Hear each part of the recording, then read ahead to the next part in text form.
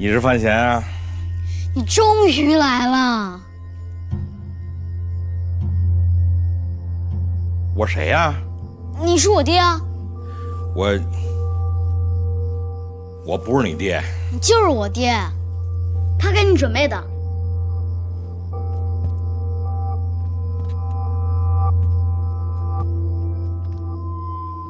给我准备的什么呀？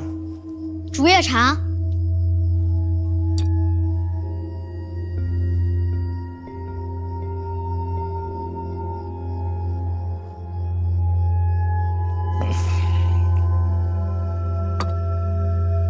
谁给我准备的呀？我娘。胡说八道！你出生那天，你娘就死了。她一直在啊。她在哪儿啊？啊，她在那儿。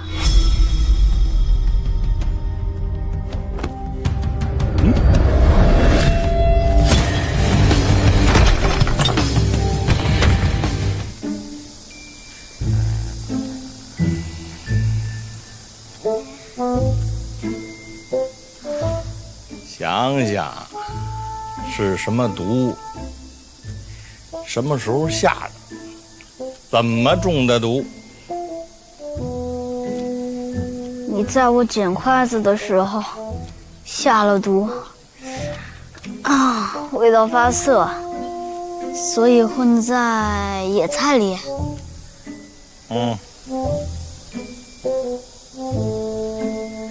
按平时教的，自己选。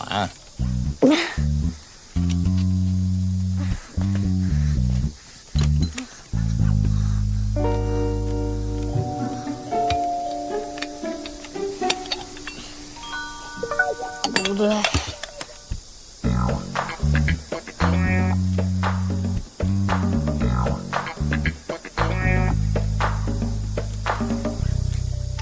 这瓶。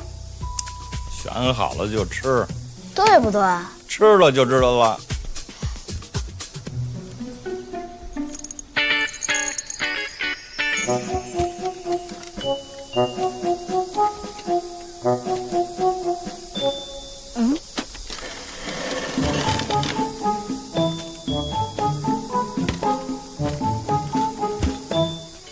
怎么了？老师，这怎么了？选错了。啊？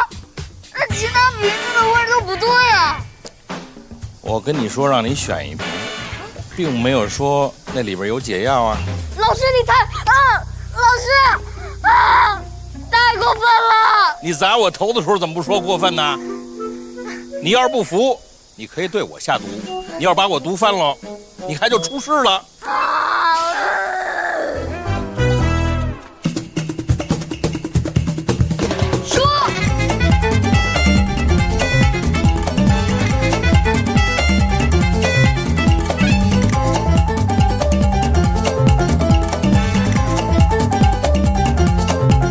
是不是人啊？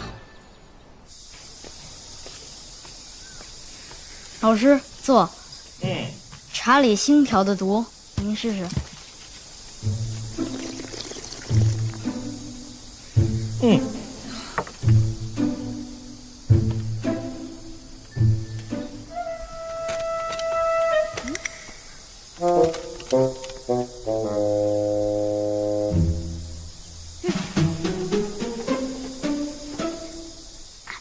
又是断肠红，这茶里没有啊？你怎么做到的？表皮没有，内里有毒，你自己想想吧。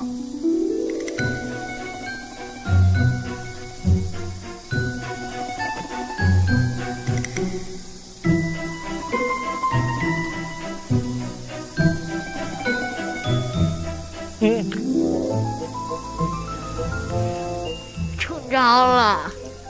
什么毒啊？不是毒，而是时间。这些日子，老师都是用了上等补药。老师，您不是中毒了，而是您补得太狠，气血旺盛。你倒是聪明，真是另辟蹊径了。算是出师了。一中招了我就出事了。对，我出事了。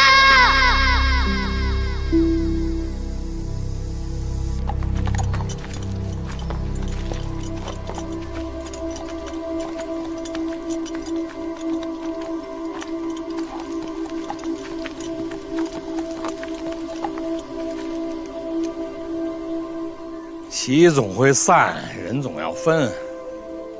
别送了。这些年，我真正能全心信任依赖的，只有武竹叔一人。他当之无愧。现在又多了一个。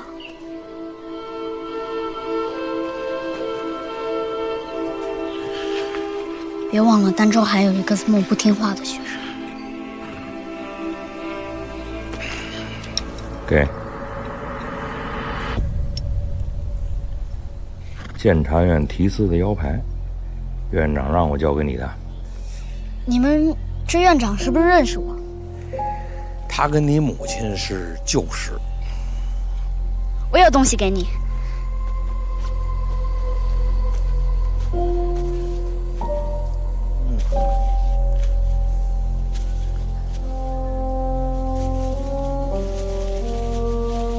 用羊肠做的。以后解剖尸体、实验毒药，就把它带上。好。我喜欢。我要是早些年碰上你，我可能会选择另外一条路，娶个女人，养你这么一个狡猾的小混蛋。老师，将来我给你送粥。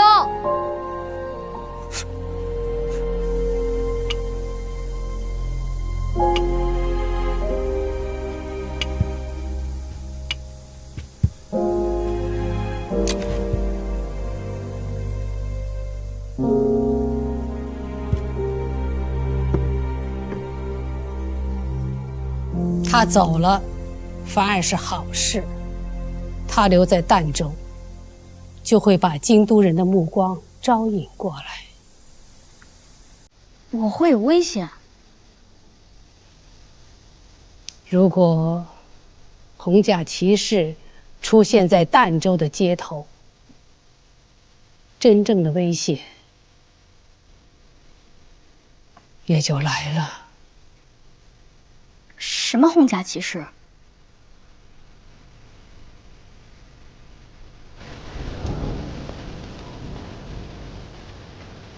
哎，范闲少爷，你在干什么？我在等红甲骑士。什么红甲骑士？你不懂。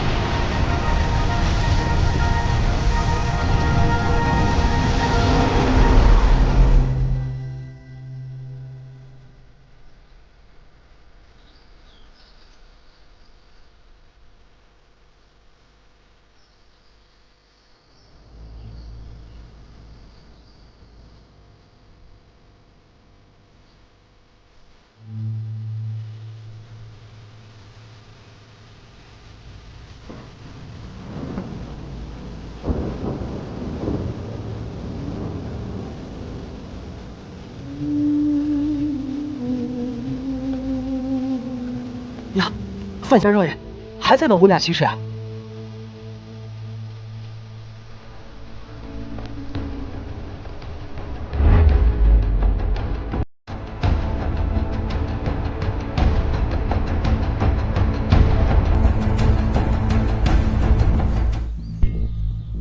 你呢，不是作诗，是作死。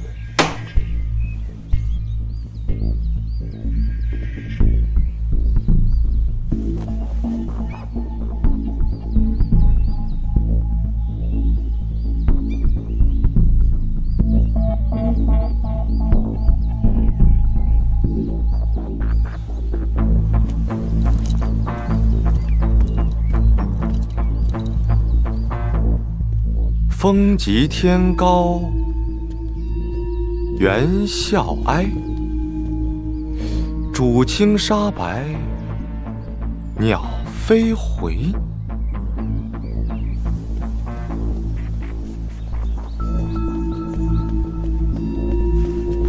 无边落木萧萧下，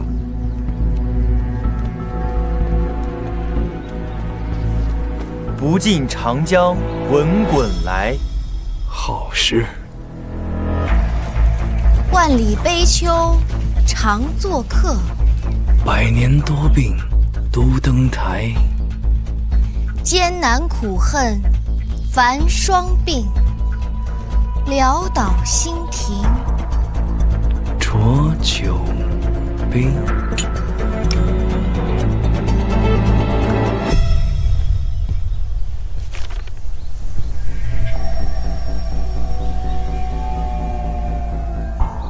万里悲秋，百年多病。短短几句写尽千古忧愁。今日诗会有此一首，留史册。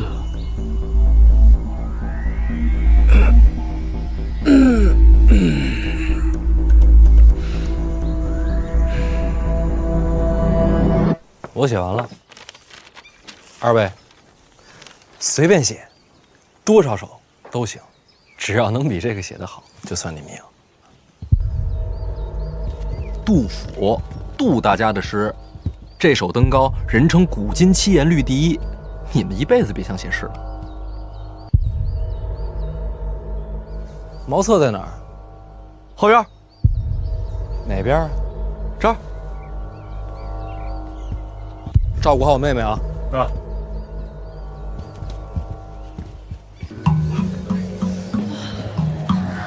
是啊，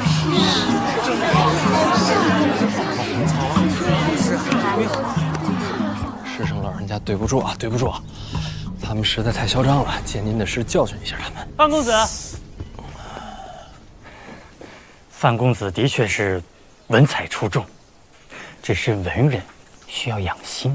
范公子又何必轻视天下的文人呢？若是阁下能够静心养德，想必一定会成为一代大家。郭宝坤比较无耻，你比他还不要脸啊！郭宝坤侮辱别人的时候，你在边上跟着附和；他说要斗诗咄咄逼人，你怎么不提静心啊？现在比诗比不过，跟我提静心，跟我提退一步。贺才子，要脸不要？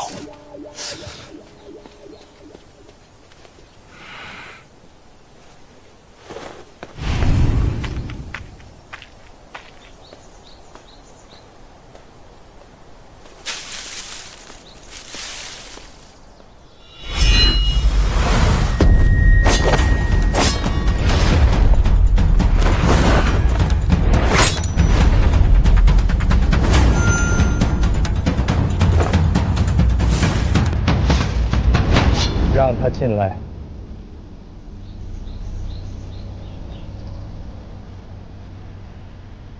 我为什么要进去啊？那你就回去。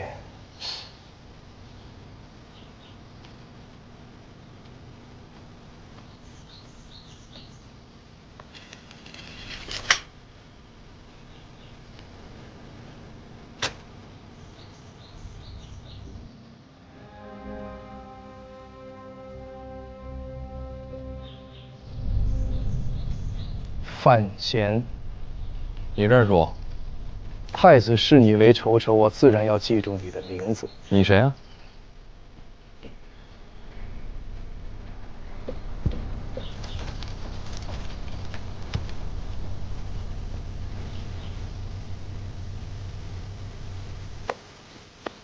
？3次机会。二皇子，真聪明。殿下找我有事儿？我与太子有些嫌隙，而你又是太子反感之人。殿下是想拉拢我？杀你！用你的尸体当礼物给太子，让我兄弟二人重归于好。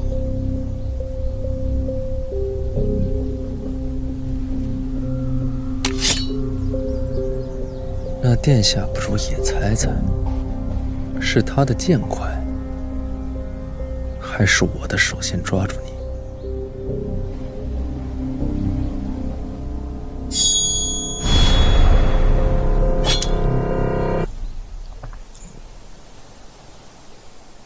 看来还是剑快。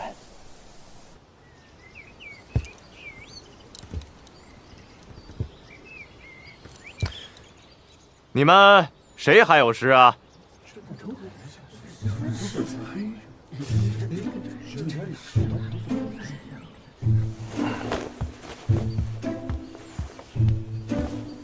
是的，殿下，请。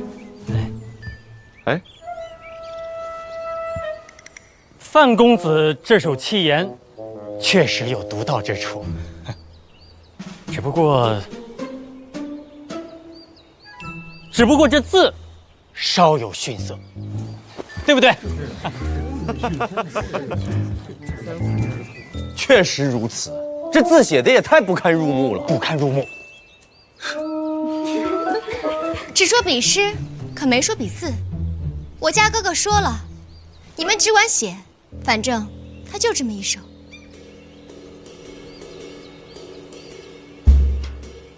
字还是难看了点儿。怎么还不动笔？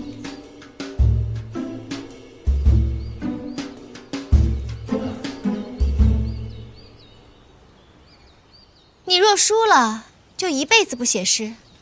郭公子名门子弟，堂堂宫中编撰，说话还算话吧？算。要不要我找人替你寻纸笔？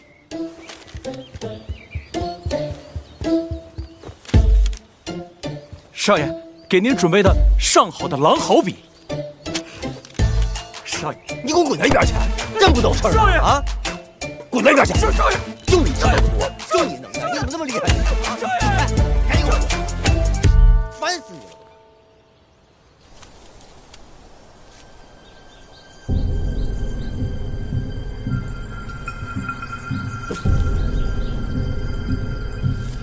了！甜。我一句话，你命便没了。殿下不会杀我。为什么不杀？我说了，用你人头，让我和太子殿下和解。杀100个范闲也不能重归于好。放！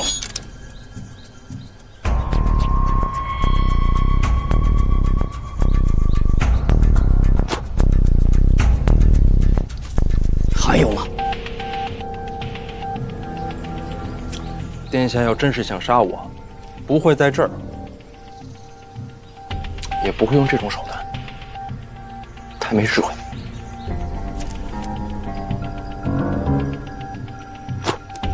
必安，收了吧。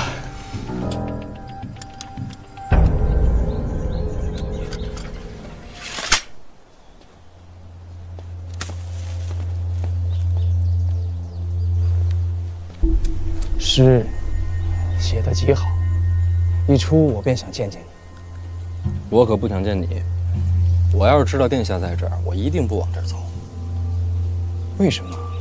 太子知道我今天在这儿见过殿下了，他一定会觉得我已经投靠殿下。往后日子，我不会好过。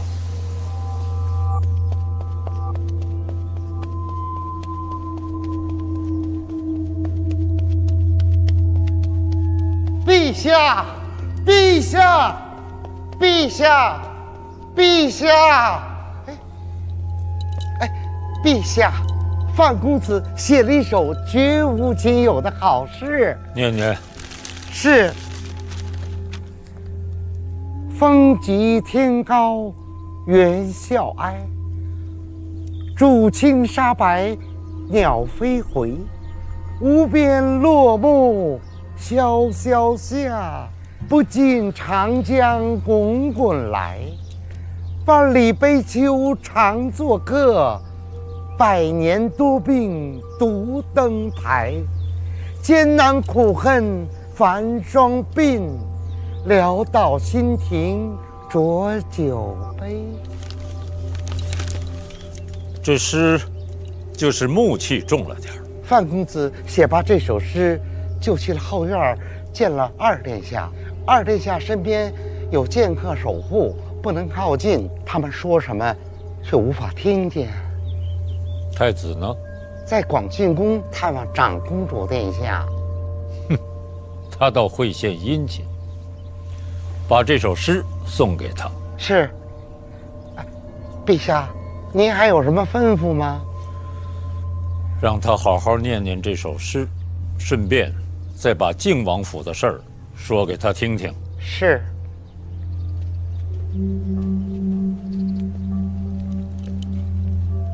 百年多病独登台，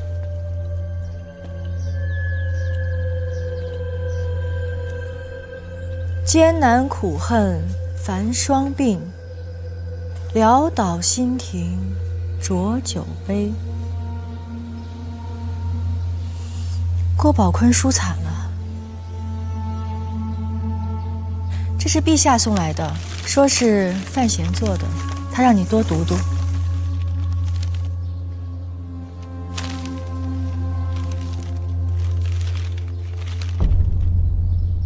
聪明，不仅有文人才气，还有处世的精灵，难得。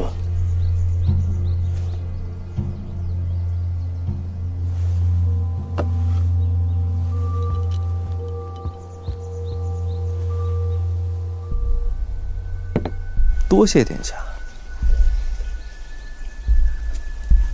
你和我见面的事儿，太子早晚会知道，你就一点都不担心吗？殿下认不认识一个喜欢吃鸡腿的姑娘？那你相信一见钟情吗？我原来也不信，现在我信了。我遇到一个姑娘，手里拿着个鸡腿，我把这个故事讲给殿下听，如何？斯里里姑娘的花船动了！斯里里姑娘的花船动了！跟我来。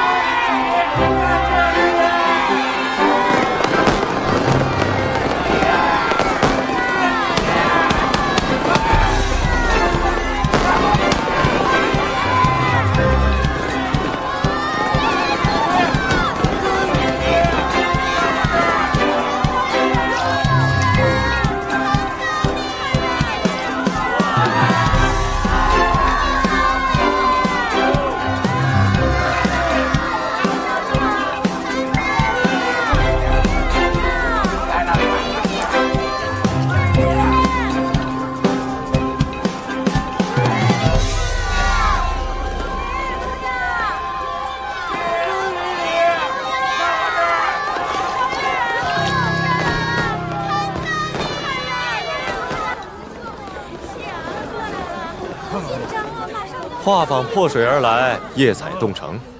这是斯里里姑娘要来了。她那船从未动过，今夜是因你而动的，而且她还从未留过客，依旧是处子之身。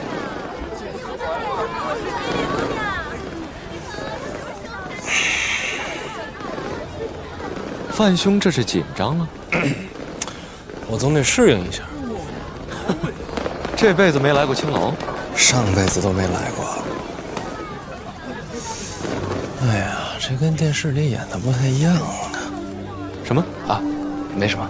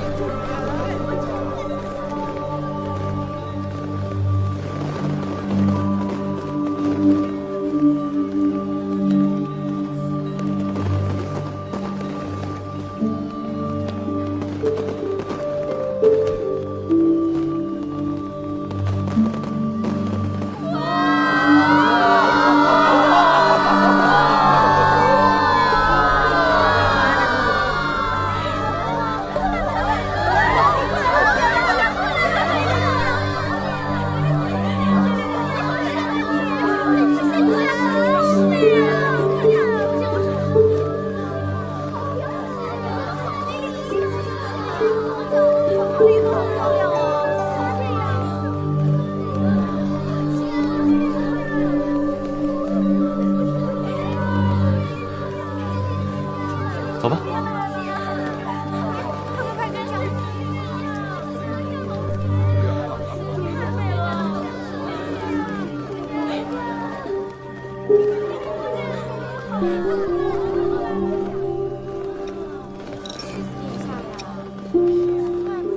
乌金梅花丝里里，里里姑娘果然是清丽脱俗。这位就是范公子。范公子，我一直在想，是怎样的人才能写出这样的诗？诗，我很喜欢，人也不错。想不想游湖？啊，才子美人，这是佳话。看来范兄这一夜注定要在船上过了。世子，范某真不是这样的人。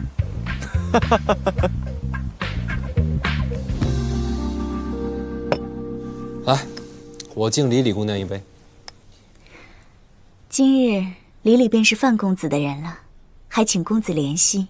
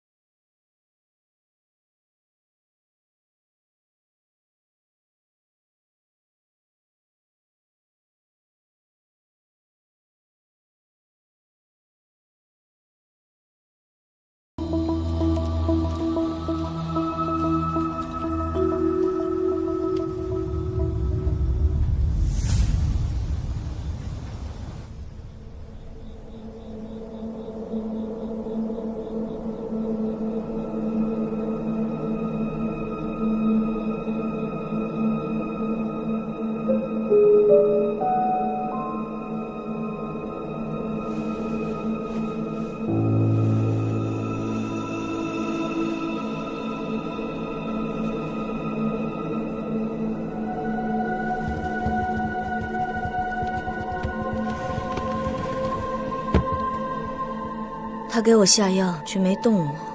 要不要跟着他？不用，我们的身份不能冒险。你们下去吧，别被人发现了。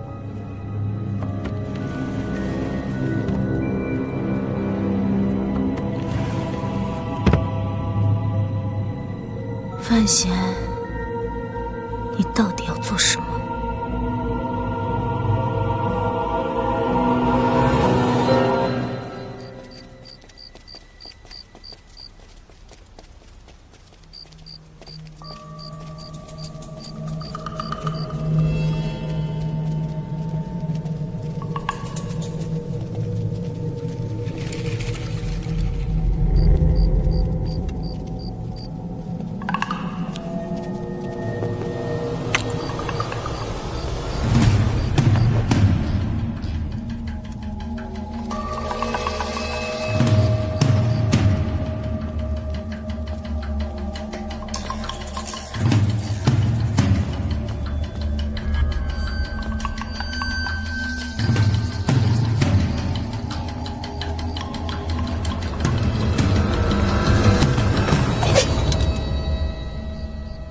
你怎么在这儿？吃了花酒，出来散心。哎，他为何要害你妻小？只是小小冲突，何必斩其杀绝？有些人生性凶残，就如畜生一般，怎能理喻？文卷上说他指使下人破门灭家，如此嚣张，这不是他性子。知人知面不知心。他对付你的时候是让府衙用刑罚定罪，为什么转眼之间就不管不顾起来了？你到底想说什么？这事儿太急躁。郭宝坤应该不是这样的人，你就不想知道真相吗？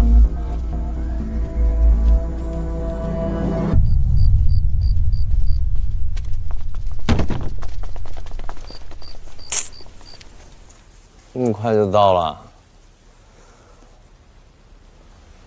哎呦，这什么鬼地方啊？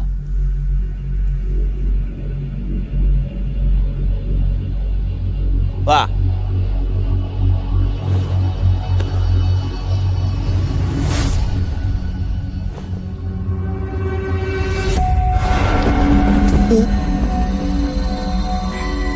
谁？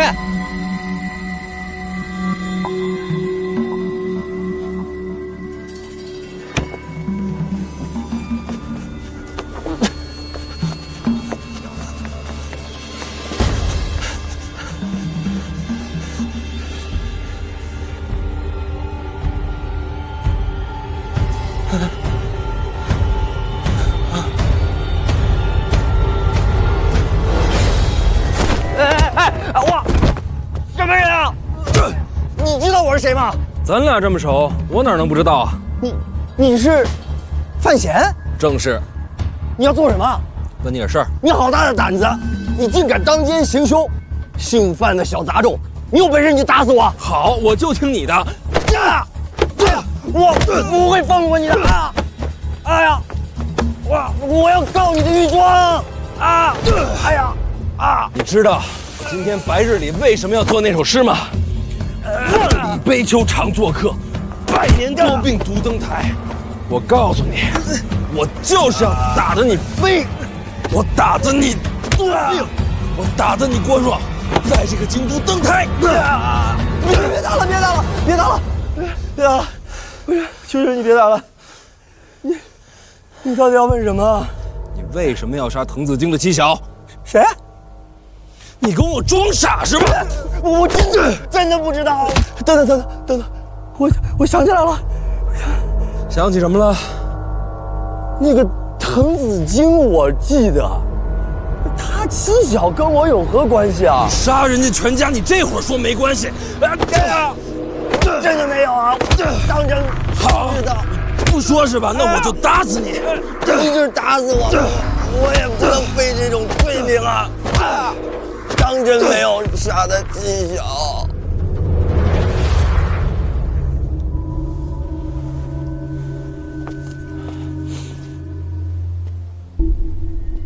我觉得他没说谎。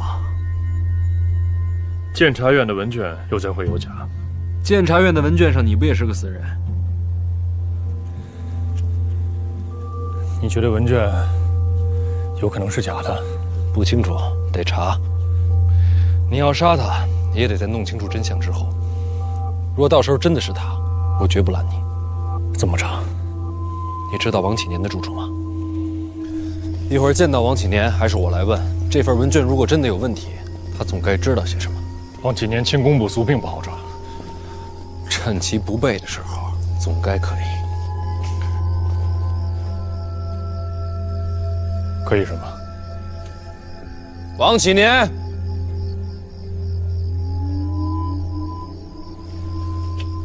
王启年，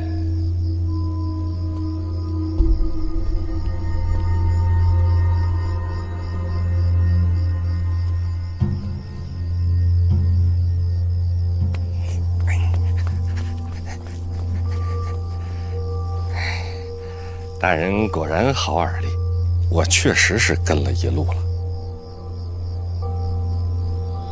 你没死啊？我一家是不是郭宝坤所害？你夫人跟贤侄都没事啊，人就住在城外。不信我带你去看。那份文卷呢？我是怕大人杀了你之后还不放过你的家人，所以那份文卷是你自己改的。当时文卷就能找到，隔日送到府上，就是为了改份假的。他们人呢？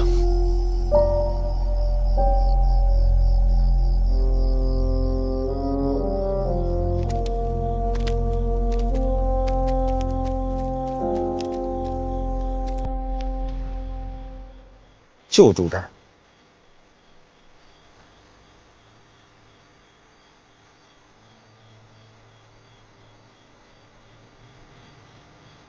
不进去看看？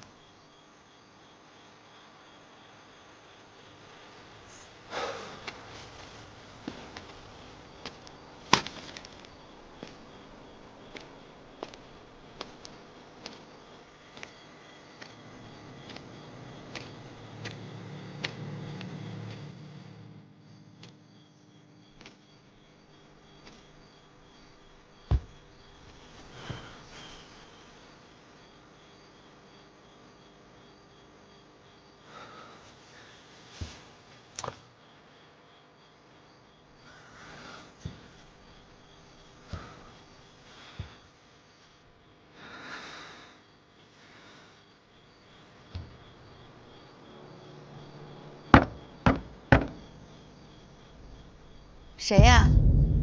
夜深了，不便开门。有什么事儿，请天亮再说。是我。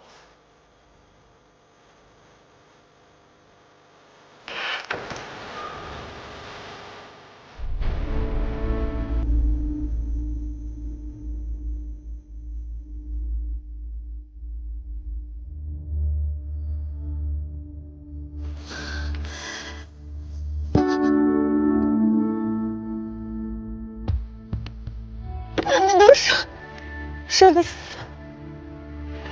再来了。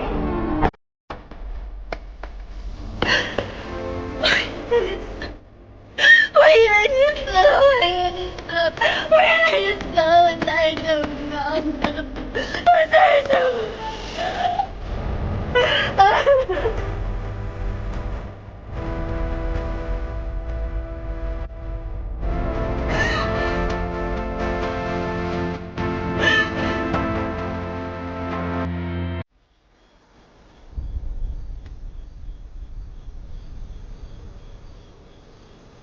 孩子，孩子是谁啊？快进来！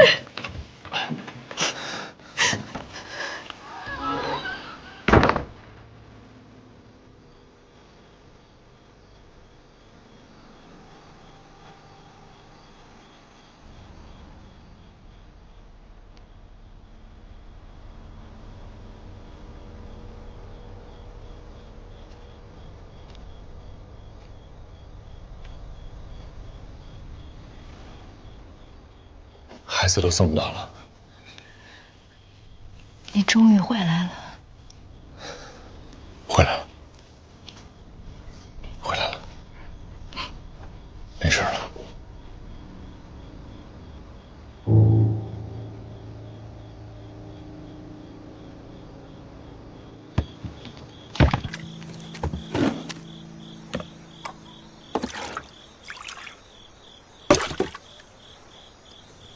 我觉着他出不来了吧？王启年，大人我在了。神出鬼没呀你！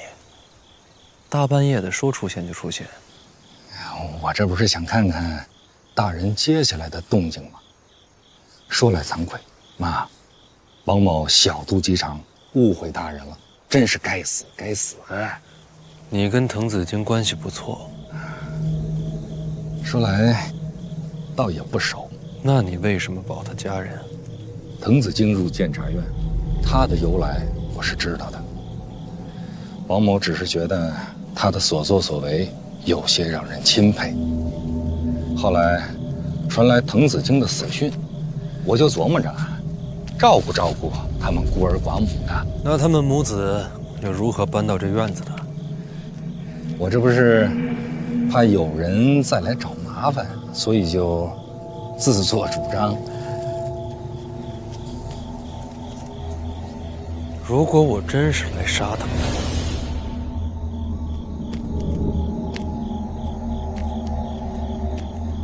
你会怎样？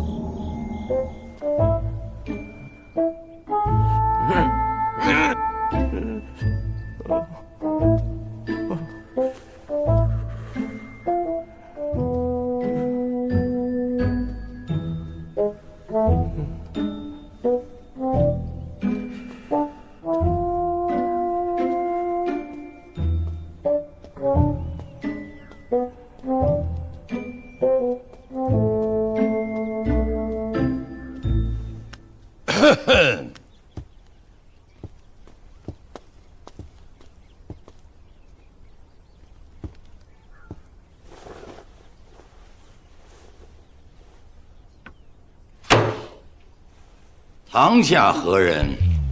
启禀大人，学生贺松伟，乃是原告这边的状师。范闲，范闲，你可知罪呀？完全不知啊。来呀，把原告的状纸让他看一看。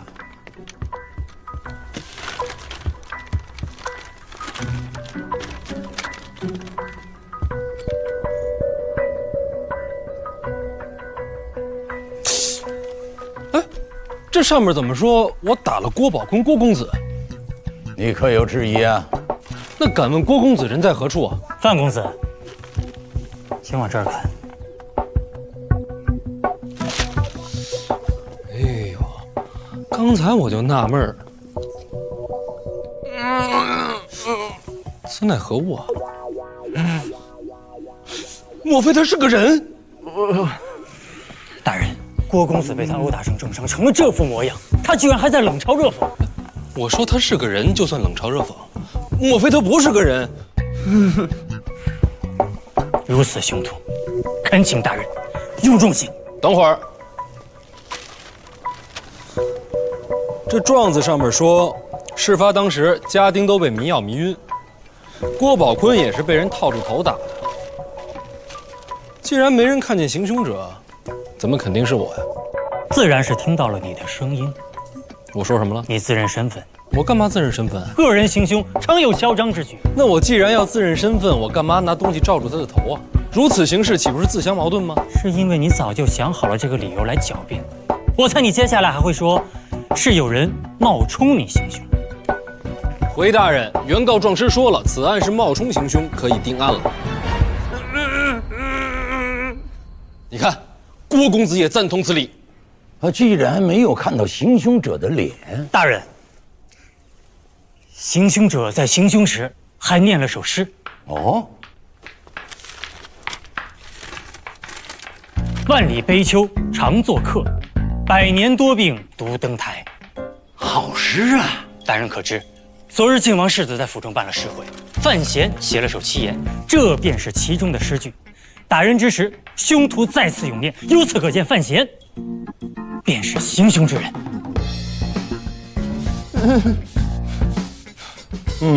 此言有理。大人，我看着像痴呆吗？你言语犀利，我看不像。那我干嘛要一边打着人一边念我自个儿写的诗啊？这不摆明了有人嫁祸我吗？你这诗是昨日写成，都有谁知道？诗会上人不少，都听见了。那么，请问范公子，昨天夜里你人在何处？不瞒大人说，范某昨晚上喝了顿花酒。可有人作证？靖王世子李洪成、醉仙居司李李皆可作证。大人，请传证人。怎么把靖王世子也扯进来了？此案极其凶残，郭尚书也十分重视，恳请大人用心办案。听见没有？把证人找来。真好看，在哪儿做的呀？是吗？哎，你看到那个花纹，这颜色真鲜艳，我也想做一个。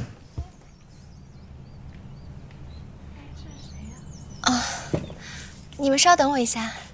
是谁呀？怎么突然闯进来了？应该是他弟弟。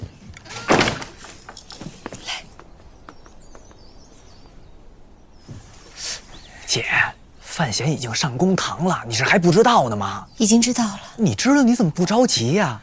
你不是跟范闲关系最好了吗？倒是想不到你会着急。我那书局全指着他了，我能不着急吗？急有什么用？那不急怎么办呀？自然是要救人。你这不是跟他们喝茶聊天呢吗？你这是救人吗？嘘。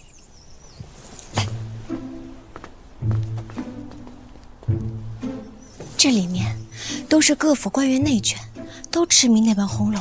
我刚刚告诉他们，写书的就是我哥。哎呦，姐呀，这都什么时候了，你提这书还有用吗？今日主审京都府尹梅直里梅家小姐也在里面。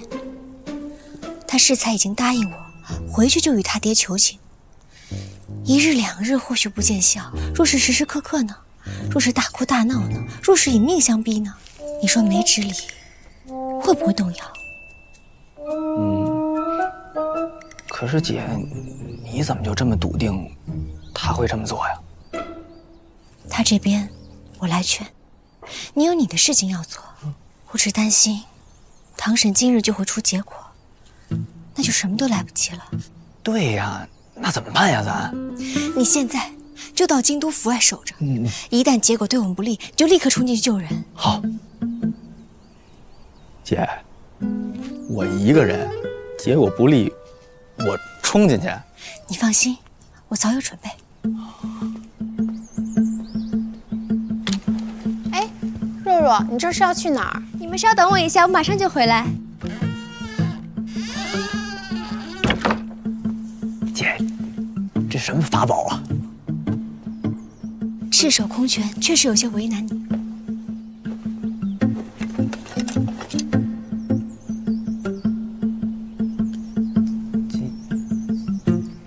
很配你的气质。好，一旦结果对咱不利，我就冲进去剪死他们。此事千真万确。昨晚我和范兄在醉仙居饮酒畅谈。世子殿下，敢问子时，范闲可在你眼前？子时，范公子已经和司姑娘去了房间。谢世子殿下。司礼礼姑娘，小女子在。昨夜范闲在你的房间？是。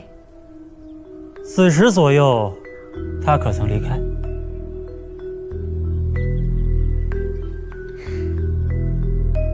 春宵一刻，范公子若是走了，岂不是连男人都不算了？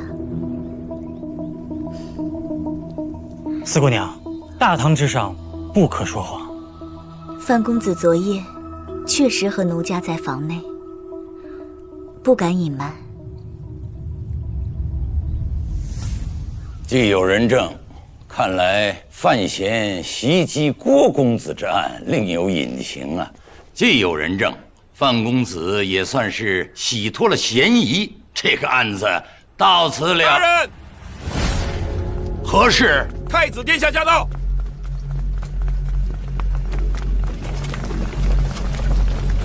哎，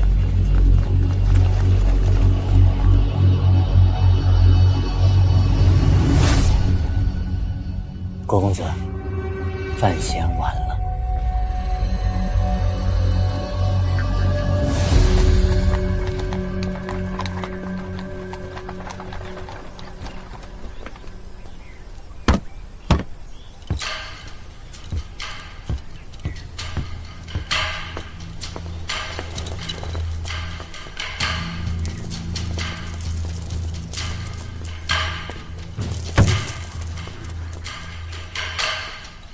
干嘛呢？你们放倒啊！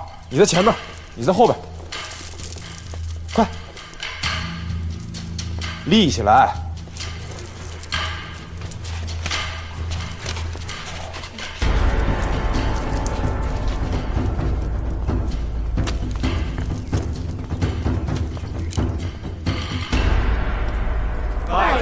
太子殿下。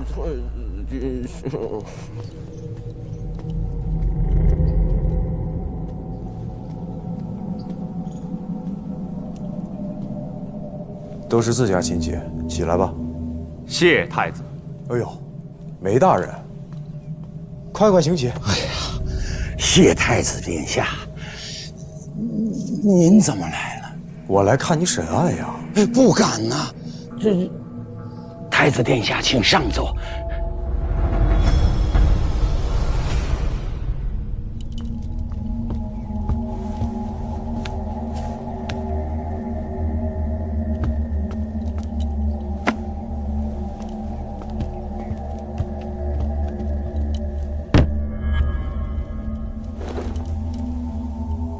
坐呀，坐呀。不敢。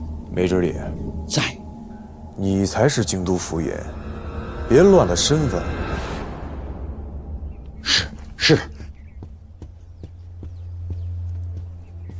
都起来吧。我说他们呢，没说你。你审你的案子，别管我。是太子殿下。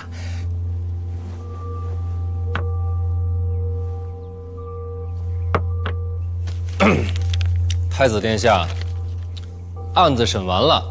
审完了？梅大人定的案，我洗脱嫌疑。有人证。谁是人证啊？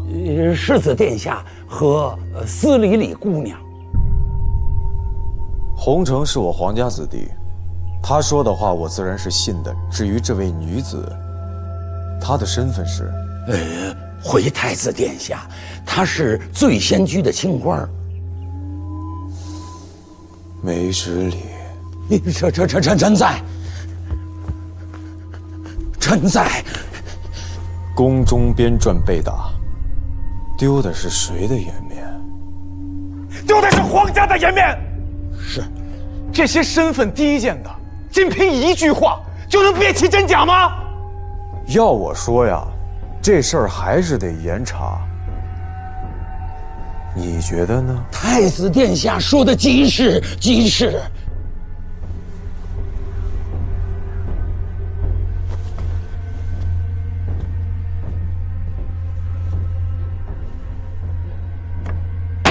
司礼里，你证词含糊不清。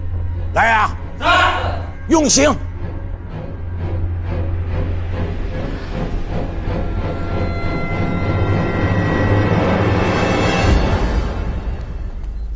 老爷，你怎么才回来呀？范闲还在京都府呢。我知道。知道你还不赶过去？担心他呀。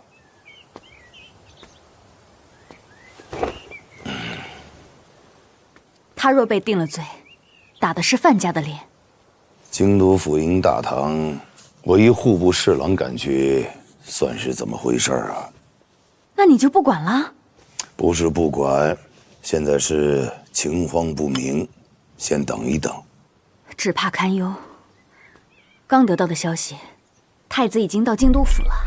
郭宝坤是太子门下，他这是要当场坐镇，定范闲的罪。我知道。先别慌，去京都府的可不止太子一个。哼，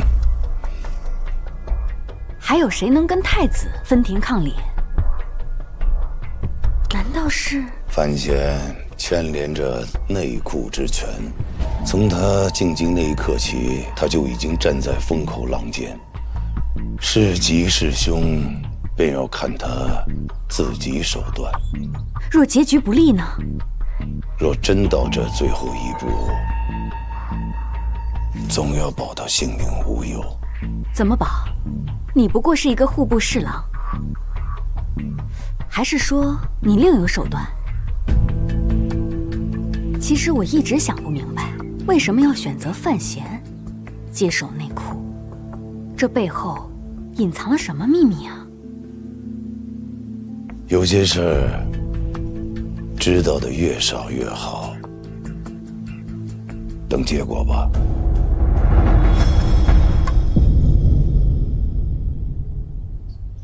动刑！等等，范公子，公堂之上却不是你在发号施令吧？你若认了，他便不用受刑。好。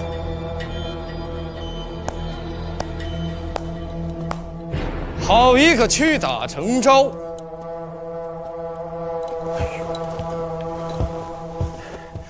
拜见二殿下。都起来吧，太子在这哪有跪我的道理呢？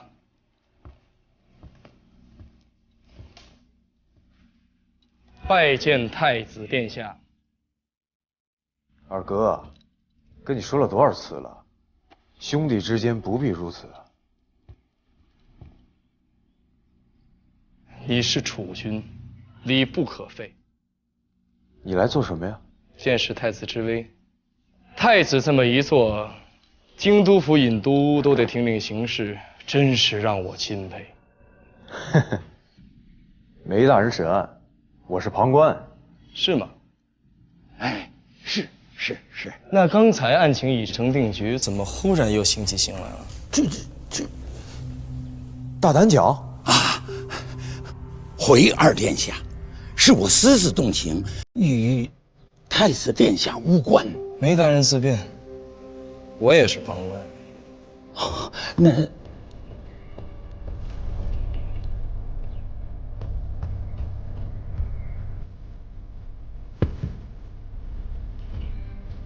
二殿下请。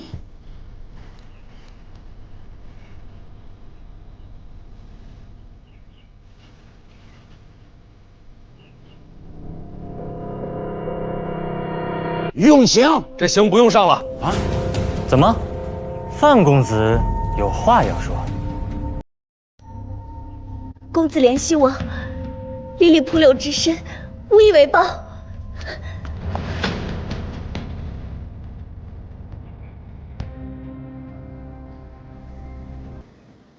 你若此时认罪，必是承认我公堂扯谎。我是为了我自己。来人，拿下！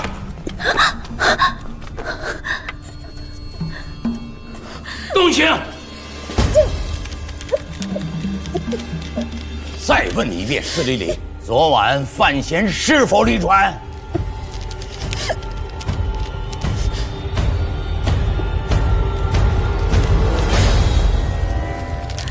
范公子与我同寝，未曾离船。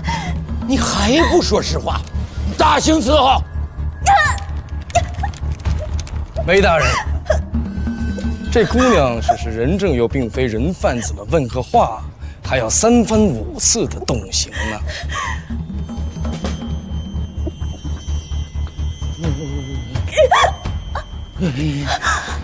二殿下说的极是。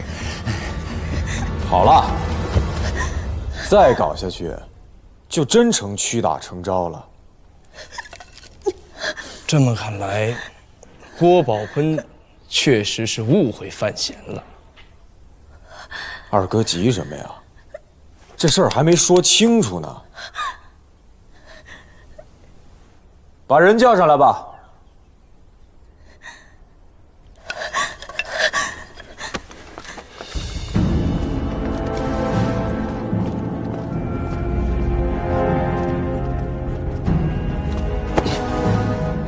这又是何人啊？郭宝坤陈述昨夜案情。行凶者3番5次询问滕子京家眷下落。据我所知，滕子京是监察院的人。儋州行刺之后，范闲称亲手将他击杀了。那么我就想问，一个已经死了的滕子京，谁会关心他家眷的下落呢？追查下去更有意思。滕子京的家眷被送至城外，换了居所，那我得派人去寻呢，就把此人给抓来了。二哥，猜猜他是谁呀？他就是早该死透了的滕子京。